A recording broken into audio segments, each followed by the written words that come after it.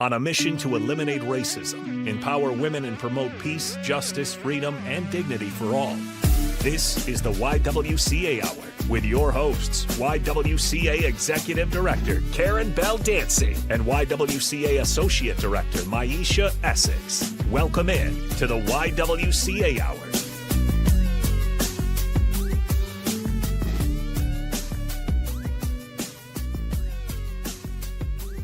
Hey, welcome back to the W. This is Karen Bell Dancy, Executive Director of YWCA, here with our Associate Director, Maisha Essex.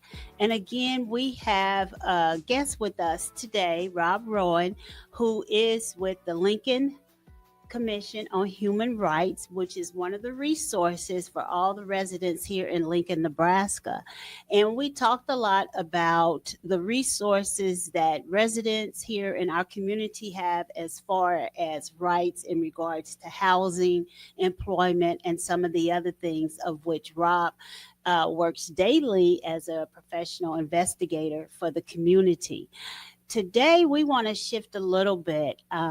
As you know, with the YWCA, our mission is the elimination of racism and empowerment of women and girls. And through part of our elimination of racism agenda, we do facilitation and training, which we've talked about in some previous shows. And Rob is actually part of one of those cohorts that we have in a partnership with the county and the city, where we are offering some training for those who are members of what is called GARE. And GARE is an acronym for the Government Alliance for Racial Equity. Rob is in the third class. We have done 2 classes before, and now Rob is part of this third installment. Rob, welcome again. Well, thank you. Yes, Rob. So glad you're here. Yeah, welcome back. We told you we'll bring him back because, you know, we brought Right. Rob on here and he kind of feels different pockets with us, not just Right. as someone who works in a department that have great resources and is a great resource to the community. But as Karen said, he is also a part of our training, a 10-month long Yes. training that 10 months that we have with a group of, again, people who work for the city and county government. And in this training, we talk about so much. So we told our audience, Rob, of just the YWCA structure to approaching, training in regards to, these topics, which is first self-reflection. And so when we first started out, we went through a lot of self-reflection work. It almost felt like, I think one participant said therapy at one point. Yes, It was like, she did. Can you be my therapist? Yes. Because we do a lot of self-reflective work as the first step. And then the second step, we come in and we talk a little bit more about terminology. So we talk a little bit more about microaggressions. We bring in people from other communities to come in and talk about their experience with some of the topics that we are learning about. And then the third one, which we will get to here in a couple of months, is action. Yes. And how do we take all the things that we've learned and kind of implement it in the space that we occupy? And so we just wanted Rob to come back to talk a little bit more about that and about that process. And we'll go a little bit into some of the discussions actually that we have with our participants. So again, thank you, Rob, for agreeing to come back. Yeah, happy to be here. And talk to us, about this training, because we've told our audience about it before. So first off, Rob, when you came to our training, what were your initial thoughts? If you could think back to like the first and second meetings of the training. Well, do you want before it started Oh, or yes, as we it can was do going? before. We can do both, actually. Before, Yes. what were you Before, anticipating? what were you expecting? Yeah. Well, what I was kind of expecting and hoping for, really for me personally, I'm not going to speak for anybody else, but I was really looking for and expecting some type of reinforcement, kind of already things that I think about, not just professionally, but, personally out in the world. Just kind of getting maybe a different perspective of perhaps the same material that I'm already comfortable with, if that makes sense. Right. Because, admittedly, I'm going into this class with you folks, which is great. But it's a really great class.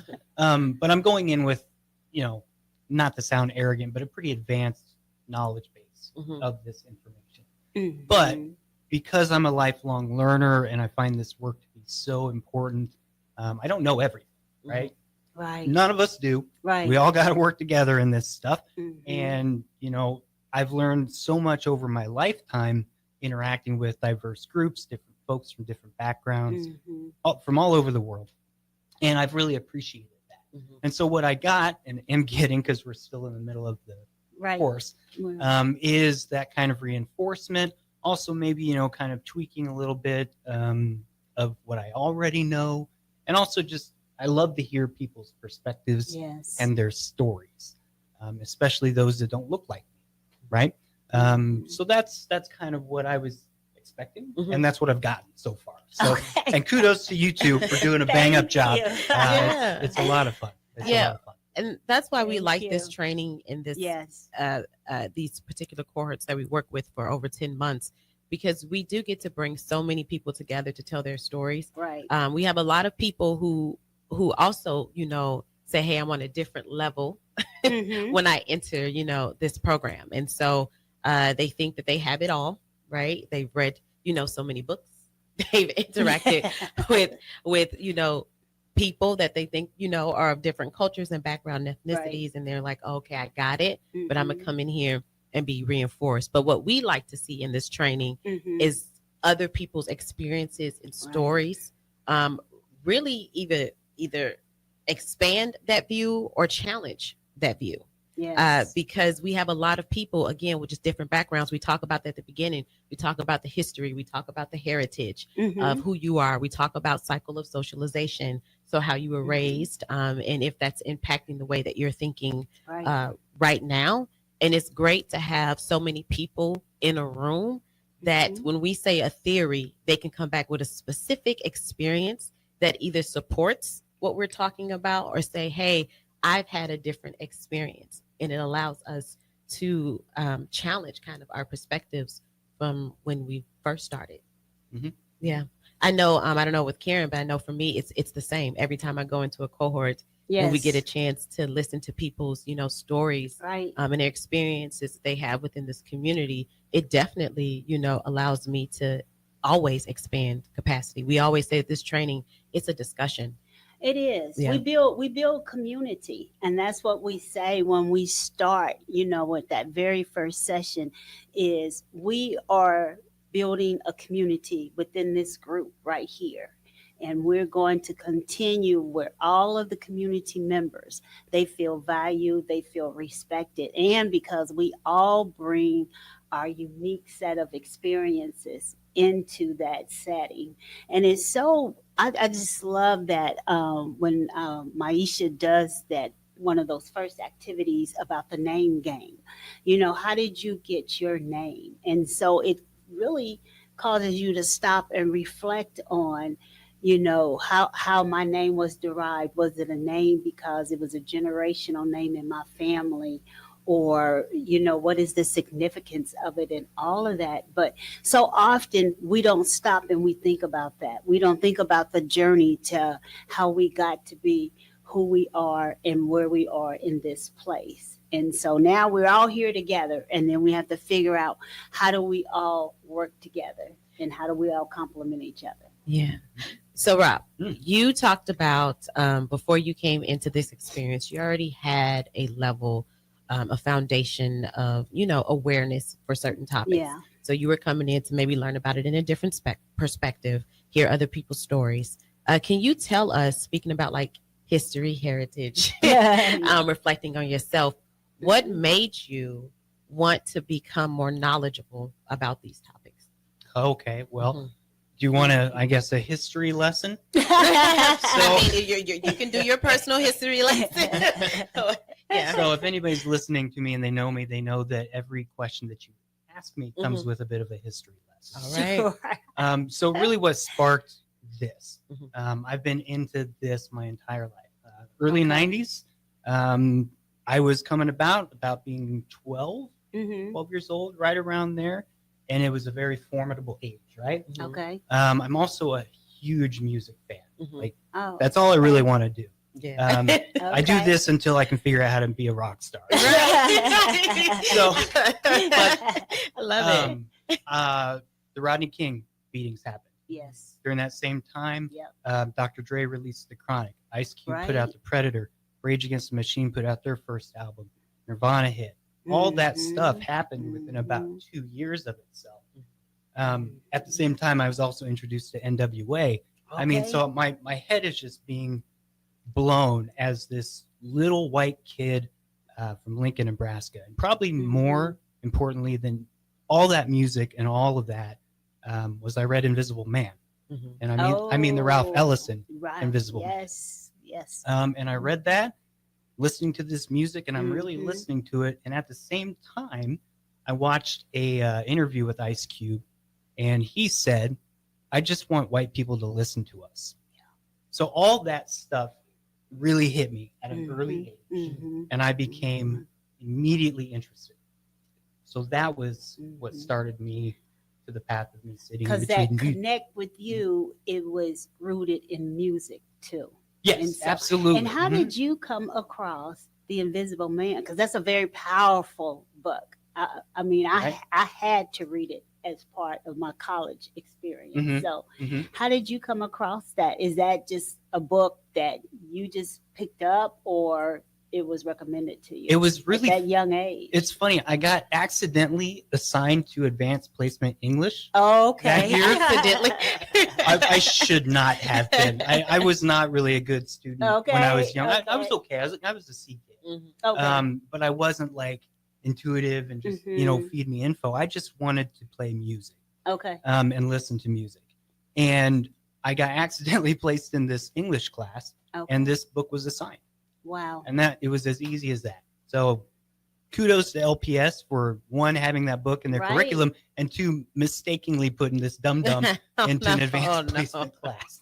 Exactly. But the book changed my life. Yeah. And maybe I was so young it didn't change my life. It really started my life. I love it. Yeah. Probably now on the banned book list, but now it's on my mantle if anyone wants it. Yeah. I have it on my bookshelf. So it's a prized possession. Yeah. Right. Yes. Yeah.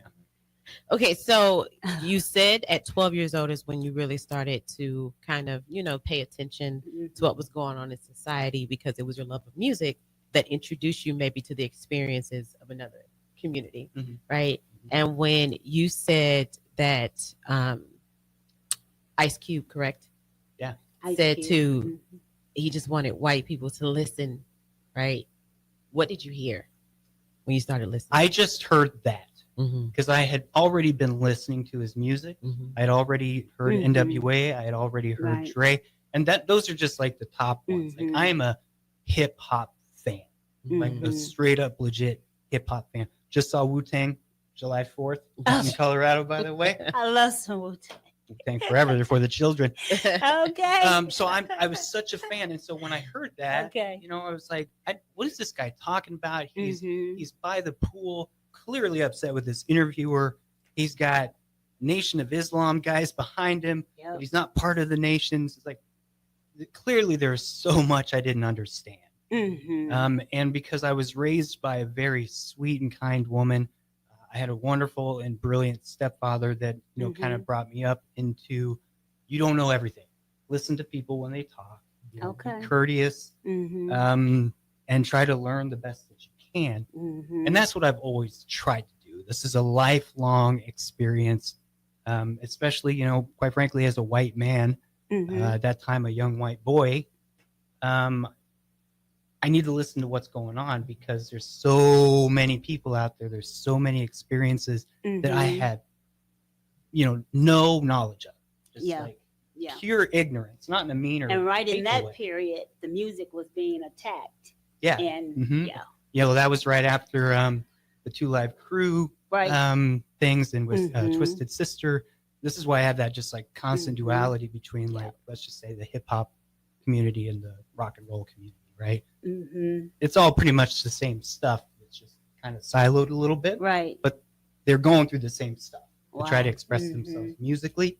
And I'm sure they knew it at the time, but they were also fighting for the rest of us. Right. To be able to say, feel, listen to, and all that stuff. So really important time period. Right. The 90s were wild. Yeah. But it was a catalyst. And so when Cube said that, I've tried to always do it. So good. Wow, powerful. It is powerful, and it's powerful to hear just how you came into it. Again, using music as the medium to kind of discover this whole new experience in life, and what people who you may not see in your family, who you may or may not have conversations about. I know you said that you were allowed to explore, some of these concepts. You were allowed to, or encouraged to listen. And let's be clear, I was very fortunate. There's a big, I was just about to go there. Yes, very fortunate. Sorry to no, talk go over ahead. you, No, but yeah. But so even going back farther, the person that got me into music really from the jump was Ray Charles.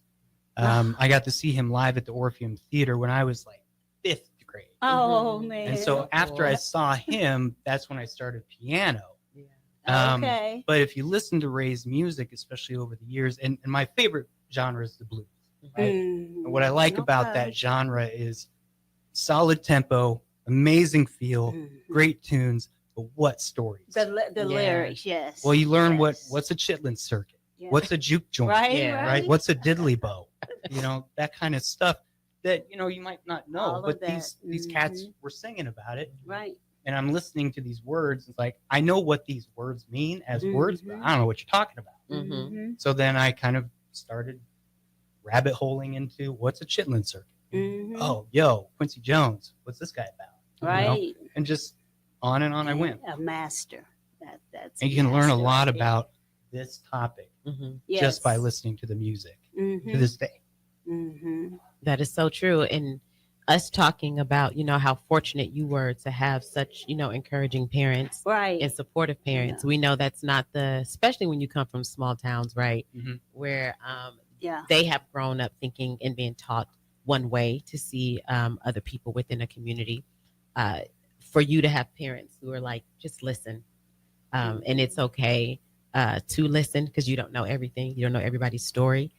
Go out there and learn for yourself. I think that is so amazing because we talk about the cycle of socialization, in our class, to really reflect on some of the ideals that we have and ideas that we have in our head about other communities, whether that is based on race. It can be so many things. We talk about more than race in GARE, even though the R in GARE is racial equity. So that is like the focus. But we're talking, about gender. We're talking about socioeconomic status. Right. We talk about age. We talk about ability because we have so many people in our class where that is at the forefront of their lives now. When we're talking about being judged, and we're talking about biases, that right there is what they're experiencing. And so can you talk a little bit more about your cycle? I know you said that you had, parents that encouraged you, but at some point in life, were you challenged by something you grew up knowing or thinking was correct about a certain community? All the time. I mean, even to this day. And this is why, and I feel like we're kind of slow walking to this, is that there's like GARE's not going to solve this. Right. GARE's a really great jumping point if you've never talked about this before. It's good reinforcement if you have studied this topic before. It's not going to solve it. I kind of make jokes like, okay, we're off to solve racism, and what makes it kind of funny is that that's not going to happen. Right. So dead air. Sorry about that. What was the question again? No, it's good.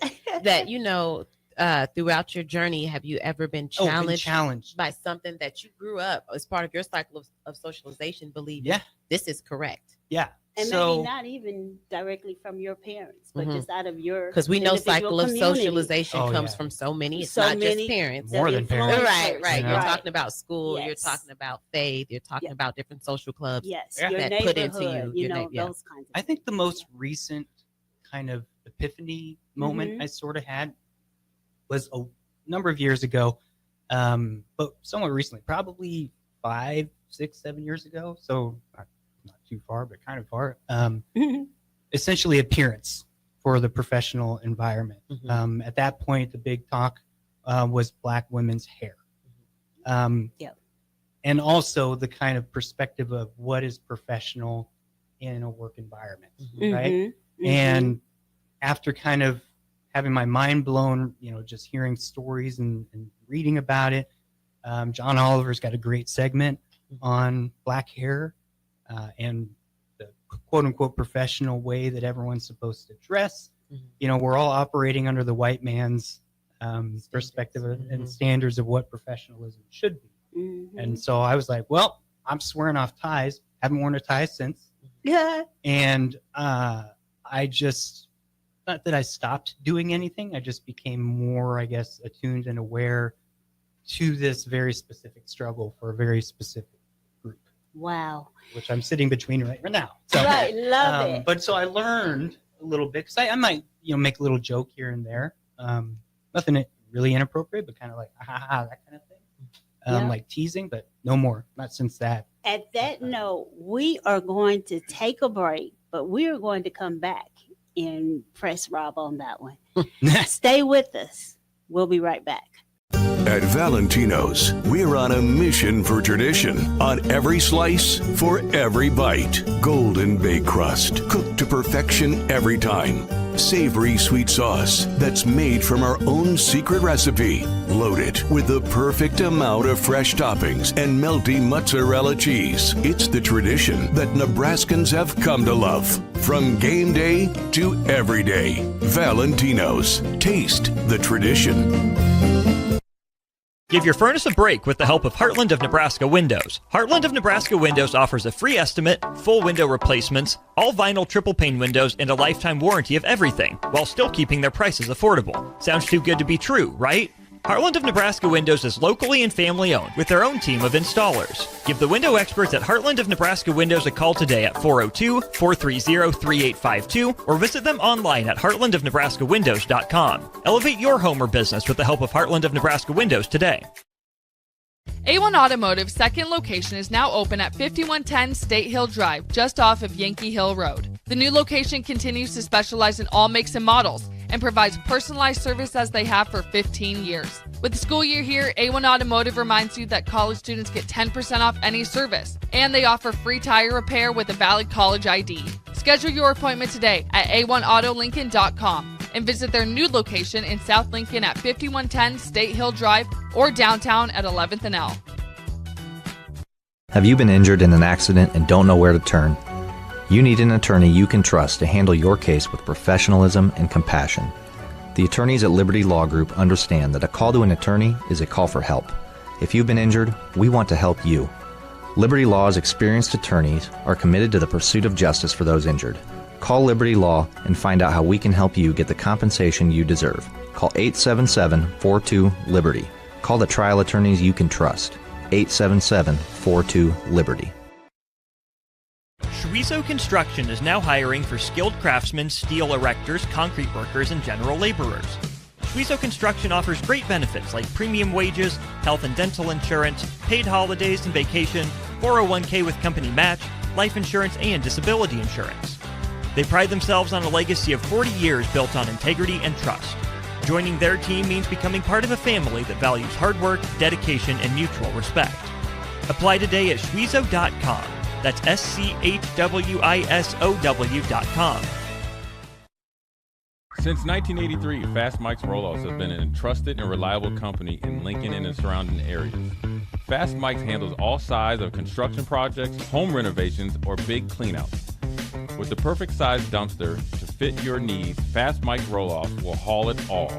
With same-day delivery in Lincoln, affordable rates, and top-notch service, Fast Mike's Roll-Offs make cleanup quick and easy.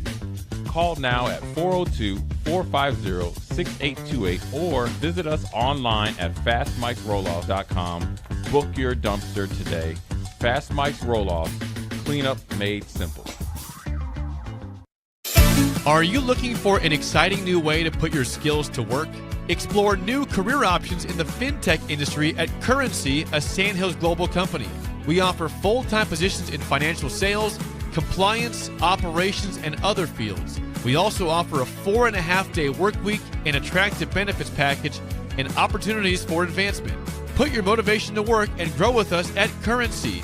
Visit gocurrency.com/careers to learn more.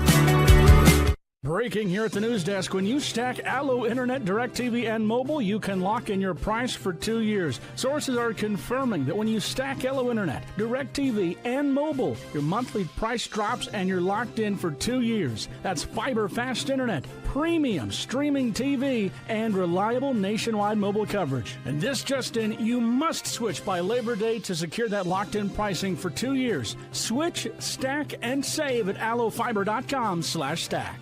Bring new life to metal treasures with Kaiser Blasting and Coatings. From railings and fences to outdoor furniture and unique antiques, their expert team removes years of rust and weathering, then finishes each piece with a lasting powder coat. Trusted by industries across the region, now local homeowners and businesses can experience the same professional care. Visit KaiserBlasting.com or call 402-421-3559 to request your quote. Restore, protect, and make your metal shine like never before with the help of Kaiser Blasting and Coatings.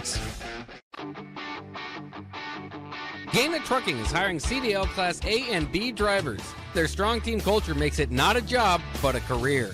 Gaina Trucking offers health, vision, and dental insurance, 401k with company match, an employee assistance program, and other bonus programs. Build a better career today with great team culture at Gaina Trucking. Learn more and apply today at GainaTrucking.com. Back to the YWCA Hour. Here are your hosts, Karen Bell Dancy and Maisha Essex.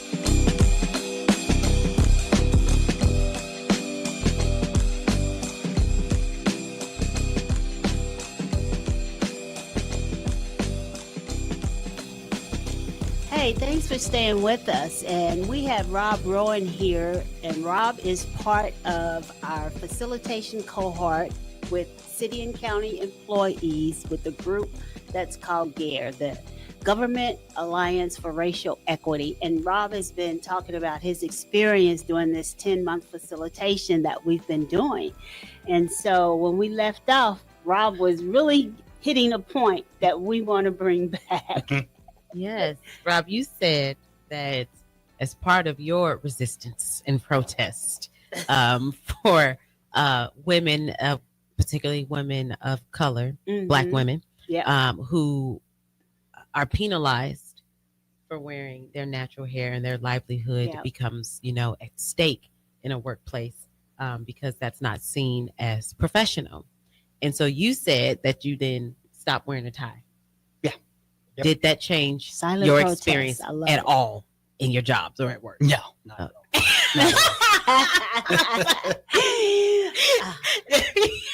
No.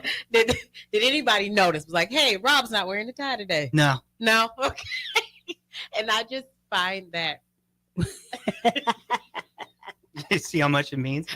It means nothing. But that's okay. No, it's your own. It's your own way of resistance. And we have to acknowledge, that there are things that we do for ourselves in our personal lives, right? When we are trying to figure out how we navigate the society. So there are things that we change to make sure that we're more aware of other people's experience. Yes. And so you did that. There are ways that we show up in our community. So we do that. And so there are different ways. And I like that because while people at work may not have, noticed, that keeps that at the forefront of your mind, And so I think personally, we do have to do stuff like that where we're constantly checking in and making sure that we are aware of other people's experience and how the spaces that we have privilege in, how other people do not, because you saying that I just stopped wearing a tie and no one noticed. There are a lot of things that I can and cannot wear and people will notice, right? Especially if we say as a Black person or just as a woman, right? If I decide to wear heels one day, I remember when I first started working at school and I wore some heels and they were just, I think, a little bit higher than what people would say heels should be. The kind of comments that I got, and I remember the kind of comments that I was getting because I was wearing these heels as if it was something so unprofessional or was worn by a different profession, those kind of heels. She's trying to get attention. Yeah, you're trying to get attention. I just thought it looked great with my outfits. And, I'm of a different generation, right? And so there are certain things that maybe worked for the generation or two above, right, where they said this is how we do it, and then they try to continue to implement those standards without realizing that they shouldn't have been there in the first place.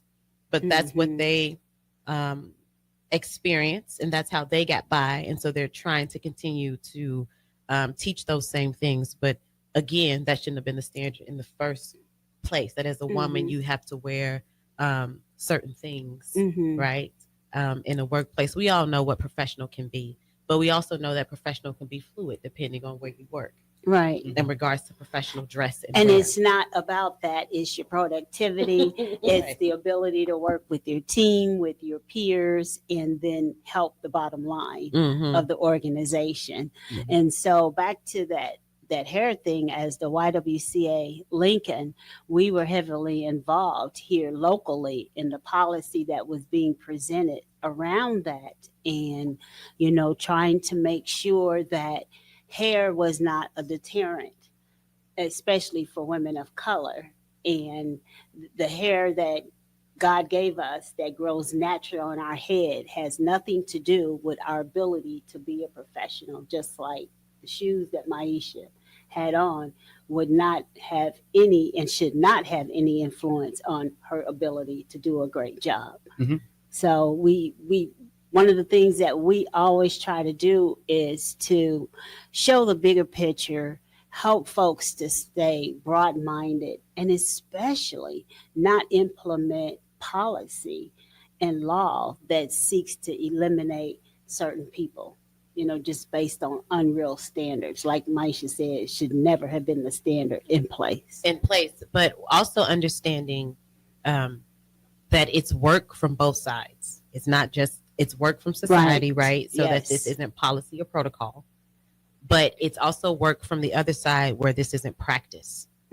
Because when we have the conversation, it didn't quite go there with this cohort, but we've had the conversation, and clothing and professionalism has always been a topic that could last for hours. That gets really intense about clothing, very intense. And it's everybody. It's not just one particular group talking about clothing and professionalism. It's everybody, because we were also taught that there were certain things that we could and could not wear. I remember being taught that I should not go to an interview with braids in my head. I was taught that. That wasn't professional, right? So that was things that I was taught. I was taught that I had to dress a certain way, and that wasn't just of course, it was a byproduct of outside and social. But I was taught that, in the home, at schools, by other Black professionals. This is how you look when you show up for a job interview. You don't have braids in your hair. Like, that was one of the things that I was taught. You wear certain clothes when you show up in an interview, because you yourself, you can't give them any reason to not hire you or invest in you, because your name is Maisha. For one. Strike one. Okay. Your name is already Maisha. Okay, so they gonna jump right on that rest, and they let you pass, and then you go in, and you're Black. And then you come in looking a certain way. Come on, that's too many strikes against you probably getting this job. So unfortunate. We're laughing, but that's what we are taught. Terribly unfortunate. And so I'm going to speak a little bit with some knowledge about this for the world, out in the world, I guess. So I'm married to a Dominican woman. And for those that don't know what a Dominican is, they're not Mexican. Right. And I say that because she's constantly assumed to be Mexican. Yes. Or if you talk to my aunt, they think she's Jamaican. So the Dominican Republic is next to Haiti, if anyone's looking at a map, right? So Dominicans are, let's just say, half Spanish, half Black, essentially. So the point being that the hair is sort of similar. It's not the same. She's got different curls, right? But this type of thing is so ingrained in all of us that to this day, and I won't say how old she is, but she's old enough. If she and my daughter, who's 19, who has even curlier hair, go back and visit family, one of the first things that the sister will say, my sister-in-law will say to them is, "Ooh, we got to fix your hair." Wow. And my kids and my wife, they have these gorgeous natural curls. And I mean, like my daughter has almost Diana Ross type hair. Where you're like, yeah, look at that. And they're talking about fixing her hair, and what they mean is they're gonna flatten that stuff down. They're gonna straighten it. They don't do like the hot combs, but they had similar type of stuff going on, and they're like pull it way back into a ponytail, and that's fixed hair. And so, again, I'm fortunate to be a part of that. Right. But it's noteworthy.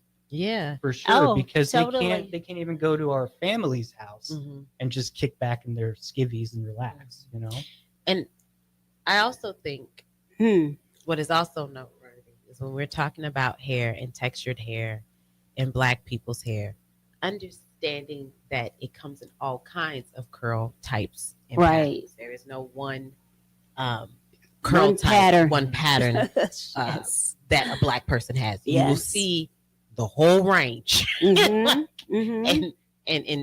Black women's hair. You'll see multiple curl patterns on one person's head, right? Because its hair is unique. It grows out of our head. Again, there's just not one one pattern, right?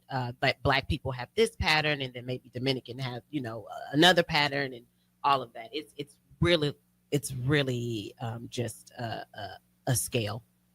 With Black women, we can have it all on top of our head. Some people, Black women, have some straight hair. I know one who's like, my curls don't curl. It's just naturally a little bit wavier or straighter. I have a sister-in-law like that, and she's always trying to do something to make it look different. And make it wave or curl. Because of what society has done. Wow, this is so great.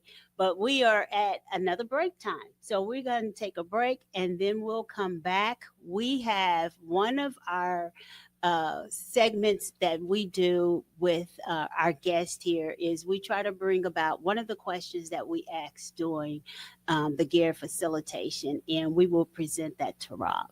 Stay with us.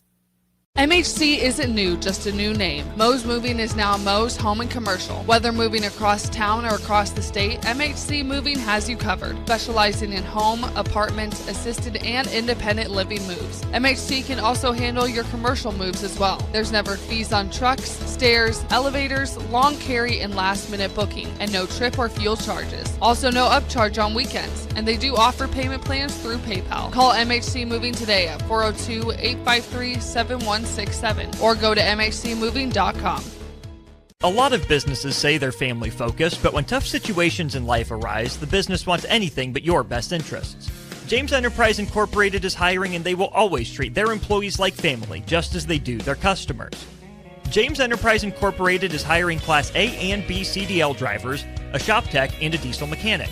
If you're looking for a career with a company that goes above and beyond to value you and your family, apply today at jamesenterpriseinc.com or call 402-432-6740. We interrupt this commercial break for an important story. There once was a man from Nebraska who went searching for food in Alaska. When his stomach was rumbling while laying in bed, he could think of only one option, Führer's cheese spread.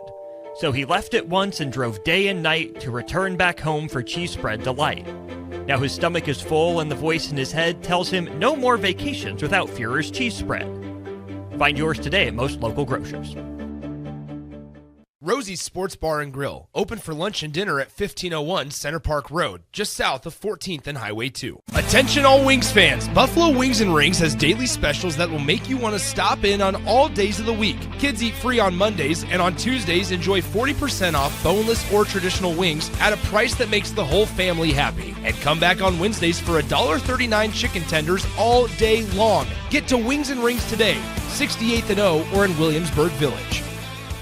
Life changes, and sometimes that means changing where you call home. Whether you're downsizing, growing your family, relocating, or facing tough times, you shouldn't navigate it alone. I'm Laura Bonta-Bush with Woods Bros Realty, and I'm here to guide you with all your real estate needs. As wife of football coach Bill Bush, I understand the importance of teamwork and making sure you are supported every step of the way with honesty, integrity, and compassion. If you're looking for a game plan to buy or sell your home, text or call me at 402-525-0843. That's 402 525-0843. Attorney CPA Joe Cordell. Hopefully you and I agree that you should do everything you can to save your marriage. Divorce is hard, expensive, and its outcome is usually not all you hope for. However, when doing everything has failed, when divorce remains as your last option, consider Cordell & Cordell as your first choice to help you through the divorce process to a better place on the other side. We've been a partner men can count on for more than 30 years. Let us be that partner for you. The attorneys at Cordell & Cordell work to help men maximize their role in their children's lives. Schedule an appointment with one of Cordell & Cordell's Lincoln area attorneys, a partner men can count on. 402-858-3220. That's 402-858-3220. Online at CordellCordell.com. That's CordellCordell.com. Office in downtown Lincoln. 1221 N Street, Suite 801, Lincoln, Nebraska 68508. Gaina Trucking is hiring CDL Class A and B drivers. Their strong team culture makes it not a job, but a career. Gaina Trucking offers health, vision, and dental insurance, 401k with company match, an employee assistance program, and other bonus programs. Build a better career today with great team culture at Gaina Trucking. Learn more and apply today at GainaTrucking.com. Prashawn Jackson here for Bauer Underground, who has been serving local contractors and utility contractors all across the state since 1997. When you see the black and white trucks, you know the baddest dudes in the business have arrived. Bauer is currently looking for equipment operators, laborers, diesel mechanics, and aerial linemen. Join the brotherhood built on hard work, authentic people, and pedigree of success. Bauer, a family-friendly company who reminds you, go Big Red! Are you a skilled mechanic looking for your next opportunity? Nebco is hiring. They're looking for experienced mechanics to join our family-owned team. They offer competitive wages, great benefits, service trucks, OEM-level diagnostic software, and career growth opportunities. Apply today at nebco.com. Positions include lead and A-level mechanics for the Nebco shop. Learn more at nebco.com. If you're driven and ready to grow with a company that's been around since 1908, apply today at nebco.com. Back to the YWCA Hour. Here are your hosts, Karen Baldancy and Maisha Essex.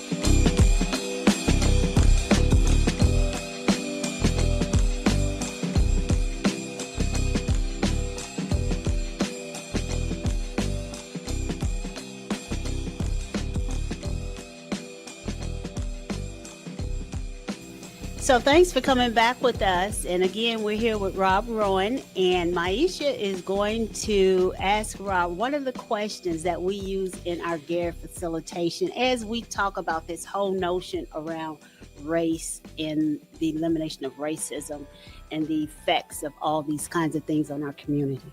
Yes. So you all have heard this question, I think once or twice we've asked this question.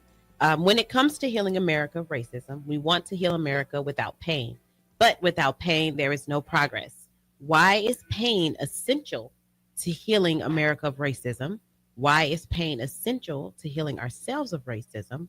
And then, are you ready for the healing pain? Why or why not? Well, the pain is very, very important because you kind of look at it like a muscle. You know, when you're exercising, you're trying to build muscle, you have to lift the weights and do all this stuff. And what you're actually doing is you're tearing the muscle, and then the muscle grows back, and that's how your muscles get bigger, right? Mm-hmm. And that's what we really need to think about when we're talking about the pain and dealing with, especially American-style racism, is that in order for us to move forward, we have to kind of tear at the things that have, I'm not going to say kept us together, but have bound us all together all these years. Yeah. And without doing that, you're just not going to move anything forward.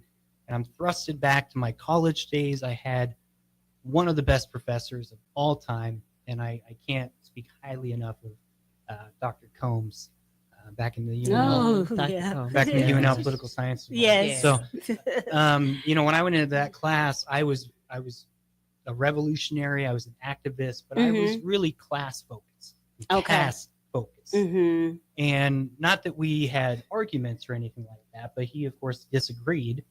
And but of course he's one of the most brilliant people to ever live, right? I was so hurt when I missed his passing. So, Yeah. But what he taught me, and what is definitely true, is that in order for blacks and whites, I'm going to speak kind of generally that way, but in order for blacks and whites, the rest of us for that matter, to move forward and to be better, we need to have those difficult conversations. Yes. And honesty is important. You know, I've lost a lot of friends with my honesty about this type of stuff. I'm a big fan of Stamped from the Beginning, which is a fantastic book. Stamped. Yeah. We did a book discussion. I'm on that sure one. you did. We did. I I facilitated a Yeah. great discussion. And so, you know, he Yeah. talks a lot about anti-racism and Yes, things like that. Ibrahim and, Kendi. Yeah. and he takes it a step further, you know, for everybody, which is great Right. when he's talking about things that are racist. And he, of course, admits throughout the book that he too was racist. Right. And quite frankly, I'm going to argue that we're all a little bit racist.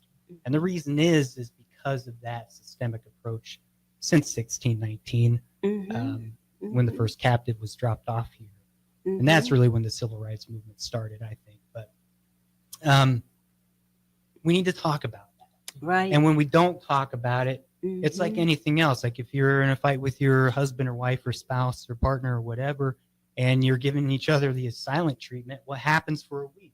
Oh my God, you're miserable. Yes. Right? You're walking on eggshells. You're like, should I make dinner? Are you going to make dinner? You know? And it kind of just sucks, quite frankly. Yeah. When really what you need to do is just have an hour-long kind of icky conversation with your wife or whatever, and then move on and heal. And that's kind of a microscopic look at racism, of course, because to your point, I'm talking sexism, racism, ableism, all that good stuff. But we have to talk to each other. Right. And so I'm ready for the pain. I feel it every day because all I want to do is learn, and I want to do better because I know, guarantee you, everybody in this room is saying something that's somehow rooted in racism. Yes. Right? Like I deal in housing stuff for a living. When people talk about the master bedroom, that's rooted in slavery. It is. You know, so yes. I mean, that's just like a little itty bitty. But those little itty bitty things are those microaggressions that lead to that death by 1,000 cuts. Yeah. So if anything, if we can have one honest conversation in this country with each other, fears, expectations, feelings, you know, learning people's perspectives and all of that stuff. Yeah. If we can't do that, we're just going to keep perpetuating this stuff. I think you bring up a good point about how we all were outside when it rained. Like, so none of us are exempt from some of the biases that we talk about that's rooted in society. Some of us, we don't even know what it's rooted in. And so we perpetuate it. And we have to be called to the forefront as well. Like some of our language that we're using that I did not know maybe had, you know, were a side effect of, you know, something horrible happened or racism. And so I think we all need to come to a place where we just have to open up our minds and be willing to learn and to be willing to accept other people's experiences, not what we think their experience are, but listening to the truth of what they are. And, you know, one thing I hope one day we could stop talking about this part of the conversation about making it more comfortable and about, you know, fear of something hurting. I think to me, and I've said it so many times before, it's just, to me, it's like a ridiculous conversation.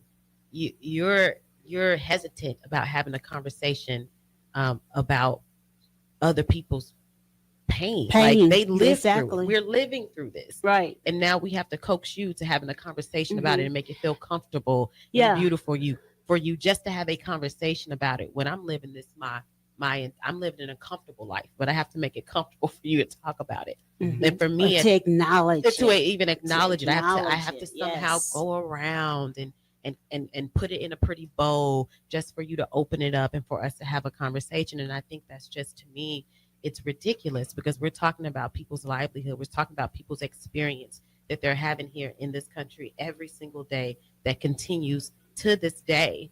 But we have to figure out how to make it pretty for the people who can do something about it, just for them to have a conversation about it. Right. And to me, I think we spend too much time trying to make it comfortable and make it something palatable for people to be able to receive, when we really have people out here who are suffering. But one of our biggest concerns is, how are they going to receive the fact that there is differences amongst ethnic backgrounds and their experience here, and that you, as a person who is white, you have privilege and you live a very privileged life, even if your social economic status is the same as somebody else. Just because you're white, you're afforded some of these things. We have to figure out, well, how do we say that nice? Or in a way, I don't even think that's a mean way to say it, to just say it. But we have to figure out, how do we say it so that they are okay with it, so it won't be like, well, I feel like I'm being attacked, or like you feel like you're being attacked, but there are actual people who are being attacked. Like, Yes. And in a variety of ways. Yeah. So, Rob, you really brought up, I think, some great resources for our audience, and I hope that they're catching some of these book titles that have been thrown out today and all of that. What are you currently reading, and tell us why? Is it anything within that genre that because I see you have a book with you? Almost always. So, okay. I know every time I've seen you, you've had a book. So this one for the camera, this is Parable of the Talents, Octavia Butler. Fantastic book. It's a sequel to Parable of the Sower. Yes. And it's a dystopian, futuristic look at essentially kind of what's happening right now. Yeah. So it's not a feel-good read. Most of what I read does not feel good. So that's what I'm reading right now.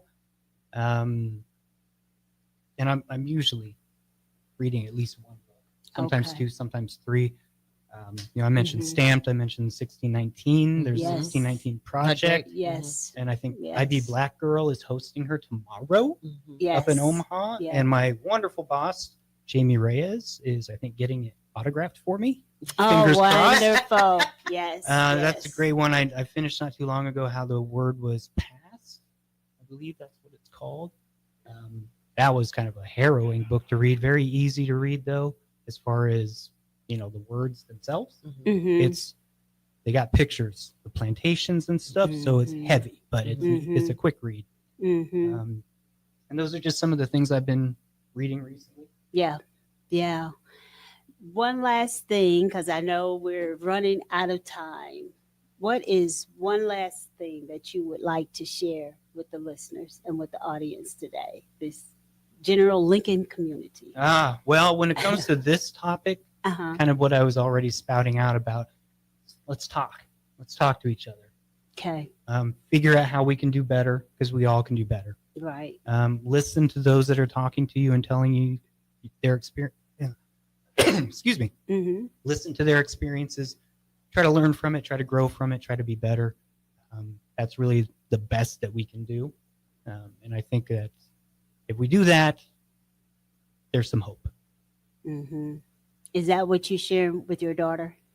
I share a lot of things with my daughter. Okay. Well, I had to teach her what to do when the police pull her over. She got her license. That was weird. Right.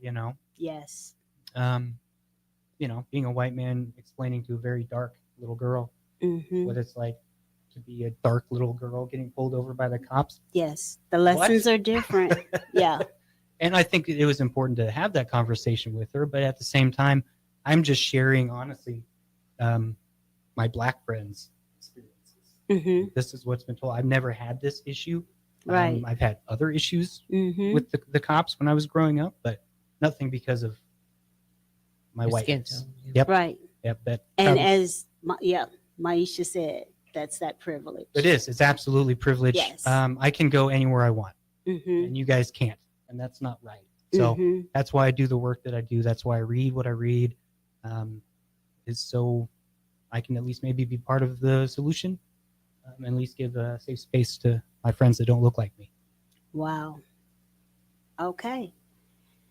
We are so glad that You have joined us for 2 segments, Rob. Yeah, thanks for having me. A wealth of resource, sharing all your personal experiences, your personal testament. And something you said earlier made me think of another book, Ernest Gaines, A Lesson Before Dying. Okay. That's a great one. It came up with one of the points that you were saying, made me reflect on that book as well.